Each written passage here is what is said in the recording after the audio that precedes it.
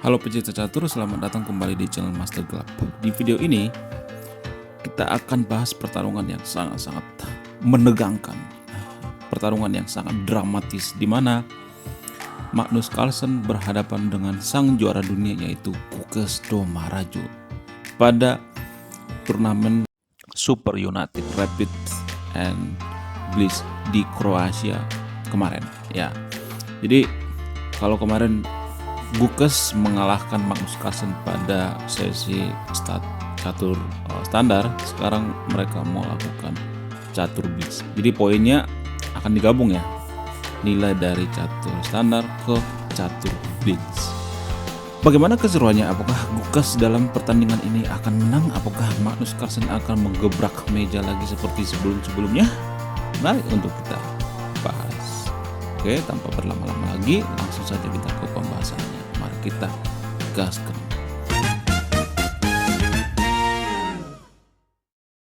Oke, baiklah kawan-kawan, pada pertarungan kali ini Magnus Carlsen megang buah putih, sementara Gukesh megang buah hitam. Magnus memulai dengan E4, dijawab dengan E5, kuda F3, kuda C6, gajah B5. Yap, kedua pemain memilih pembukaan Ruy Lopez atau pembukaan Spanyol.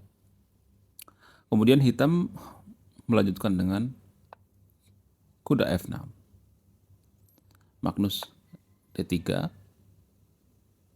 gajah C5, kuda C3, rokade. Ya, kedua pemain sudah memasuki middle game ya. Kemudian secara mengejutkan Magnus menukarkan gajahnya dengan kuda. Boom. Biasanya dalam permainan Ruy Lopez ya, putih akan mempertahankan gajahnya, tapi saya nggak tahu kenapa Magnus melakukan itu. Di langkah selanjutnya kita akan tahu apa alasan daripada Magnus menukarkan gajahnya ya. Jadi kalau ada yang mengatakan bahwa permainan Ruy Lopez itu harus mempertahankan gajah, ternyata itu tidak berlaku buat Magnus, guys. Kemudian hitam merespon dengan pion kali gajah, gajah E3. Yap, apa tujuannya? Tujuannya untuk menukarkan gajah gelap Magnus ditukarkan dengan gajah gelap Gukesh. Ya, namun Gukesh menolak dengan gajah D6. Magnus gajah G5, H6 langsung diusir. Ya, Stockfish menyerahkan gajah ditaruh ke C1 ya, tapi Magnus lebih memilih gajahnya digeser ke H4. Gajah G4, Gukesh melakukan pinning. Gajahnya diusir dengan H3. Yap. Gukesh tidak mau menarik gajahnya ke H5 ya, karena nanti akan ada dorongan pion ke G4 ya, ketika gajahnya ditempatkan di G6 ini sangat pasif sekali kawannya. Ya. Gajahnya akan busuk, guys ya. Bad bishop ya, istilah dalam percaturan. Oke, kembali ke partai aslinya. Gukesh lebih ya gebuk kuda Magnus. Menteri kali F3, gajah E7. Yap. Nah, pada langkah selanjutnya Magnus melakukan gebrakan, yaitu langsung ya sikat kuda daripada Gukesh. Kenapa dia melakukan itu? Apa tujuannya? Kalau feeling saya ya, tujuan daripada Magnus ini untuk melakukan permainan secara tertutup. Jadi kalau permainan secara tertutup itu biasanya ya kuda lebih diunggulkan daripada gajah, sehingga dia menghabisi kuda daripada Gukesh. Apa ciri-ciri dari pada permainan yang tertutup? Ciri-cirinya itu pion pusat mereka tidak ditukar ya, pion pusat yang ada di E4 E5 tidak ditukar. Kemudian Gukesh merespon dengan gajah kali gajah, G3, Queen D7, H4, gajah E7, rokade. Ya. Gajah C5. Idenya apa? Idenya untuk shadowing raja. Magnus langsung taktis ya, menggeser raja ke G2. Gajah D4. Kuda diancam. Nah, kuda digeser ke E2. Ya, dengan langkah seperti ini, Magnus secara tidak langsung memberikan pion gratis yang ada di B2. Tapi itu bukan gratis guys. Ya, kalau misalnya pionnya disikat, maka akan ada balasan seperti ini ya. Nah, itu bukan pion gratis. Nah, ini sangat bagus ya buat putih ya. Walaupun posisi seperti ini ya, tetap ya lebih bagus buat putih. Oke, kita kembali ke partai aslinya. Yup. Magnus menggeser kuda ke E2. Gajah ditarik ke B6. Nah, ini kesalahan daripada Gukes ya. Dia menarik gajah ke B6. Artinya gajahnya semakin pasif guys. Ya, bet bishop. G4, G6, kuda G3, queen E7, rook ke H1, rook D8, A4, A5, queen E2, benteng D6, queen D2, raja G7, H5, queen G5. Yap, Gukes menawarkan pertukaran menteri. Langsung saja diterima ya, karena Magnus buru-buru pengen kayak endgame guys ya. Pion kali menteri,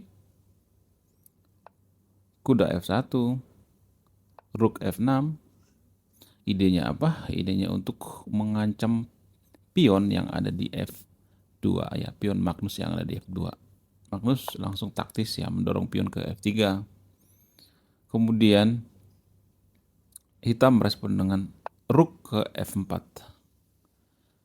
Magnus pion kali pion ya, langsung saja pionnya disikat kawan ya. Tujuannya apa? Tujuannya untuk membuka file H, dan ini sangat bagus banget ya buat benteng putih. Pion kali pion, rook ke H3. Idenya apa? Idenya untuk ya mengantisipasi ide daripada hitam, yaitu untuk mengancam pion yang ada di F3. Kemudian pada langkah selanjutnya, hitam melakukan langkah yang sangat blunder, yaitu benteng H8. Boom, ini sangat blunder sekali guys. Kalau kita perhatikan di sini evaluasinya langsung turun drastis. Kenapa? Karena dia menukarkan bentengnya guys. Ya, kenapa ini disebut blunder ya? Karena pada permainan kan tertutup ya. Maka permainan tertutup itu yang diunggulkan kuda. Sementara Gukes hanya punya gajah. Itu pun gajahnya nggak terlalu aktif ya. Sehingga ya Stockfish menganggap bahwa ini tidak bagus ya. Ini termasuk blunder ya. Oke, kemudian Magnus langsung ya sikat benteng ya. Benteng kali benteng, raja kali benteng, kuda D2, benteng F6, kuda C4, benteng E5, benteng B1, C5, benteng kali benteng H1, skak. Raja digeser ke G7. Magnus menggeser raja ke F2. Yap. Gukes menarik gajah ke A7. Apa ide daripada Gukes ini? Untuk mengaktifkan gajahnya, karena gajahnya di sana ya udah kayak pion aja guys, nggak ada guna ya. Kemudian Magnus merespon dengan kuda kali A5. Pion didorong guys ke C4 ya. Pion kali pion, raja kali pion, benteng D4 skak. Raja naik ke C4, gak ada takut-takutnya guys. Kemudian Magnus merespon dengan Rook A6 mengancam kuda. Kuda sikat pion di B7, benteng kali A4 skak, pion ditutup ya, skak daripada benteng. Benteng A6, benteng D1. Ya kalau saya perhatikan ya, di sini evaluation bar itu sangat-sangat berpihak pada Magnus ya. Keunggulan Magnus sudah sangat tinggi sekali guys. Kemudian hitam benteng C6 skak, raja B3, gajah D4. Ya, idenya apa? Idenya untuk skak raja ya di C3 ya, di petak C3. Itu ide daripada hitam. Benteng D3, raja F6, C3. Kemudian gajah F2. Ini juga dianggap langkah yang kurang akurat ya. Benteng D7. Nah, di sini ada langkah blunder guys. Benteng B6 ini langkah blunder. Benteng kali benteng ya, blunder dibalas dengan blunder. Dan tepat pada posisi seperti ini, hitam menyerah. Sang juara dunia menyerah. Kenapa? Karena ada beberapa alasan. Yang pertama, waktunya tinggal 3 detik sementara Magnus masih punya waktu 2 menit. Dan posisi Gukes juga sangat-sangat buruk ya di posisi seperti ini. Gak ada pergerakan yang bagus gitu ya. Oke, sekian video ini. Terima kasih sudah menyimak dan memahami. Saya Master Gelap. Salam satu papan, salam satu hobi. Bye-bye.